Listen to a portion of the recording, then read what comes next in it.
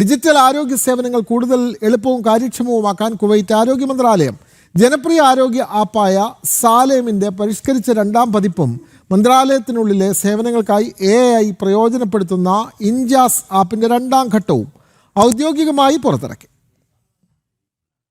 പൗരന്മാർക്കും താമസക്കാർക്കും മെച്ചപ്പെട്ട ഡിജിറ്റൽ അനുഭവം നൽകുന്നതിനായി സാലേം ആപ്പിന്റെ പരിഷ്കരിച്ച 2ാം പതിപ്പ് പ്രവർത്തന സജ്ജമായി. പ്രൈമറി ഹെൽത്ത് സെന്ററുകളിൽ നിന്നുള്ള പരിശോധനകൾക്ക് പുറമെ സ്പെഷ്യാലിറ്റി ആശുപത്രികളിലേക്കുള്ള റഫറൽ അപ്പോയിന്റ്മെന്റുകൾ ഇനി ആപ്പിലൂടെ നിരീക്ഷിക്കാനും ഉറപ്പാക്കാനും സാധിക്കും. സ്കൂൾ ആരോഗ്യ സേവനങ്ങൾ, ഡെന്റൽ ക്ലിനിക്കുകളിലെ അപ്പോയിന്റ്മെന്റുകൾ, കുടുംബാംഗങ്ങളുടെ ഹെൽത്ത് ഫയലുകൾ എന്നിവയെല്ലാം ഇനി ഒരൊറ്റ പ്ലാറ്റ്ഫോമിൽ ലഭ്യമാകും.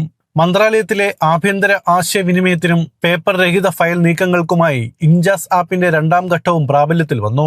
നിർമ്മിത ബുദ്ധി അധിഷ്ഠിത സംവിധാനങ്ങൾ ഉപയോഗിച്ച് ദീർഘമായ ഔദ്യോഗിക രേഖകൾ ചുരുക്കി എഴുതാനും സേവനങ്ങൾ വേഗത്തിലാക്കാനും ഇൻജാസിലൂടെ സാധിക്കും.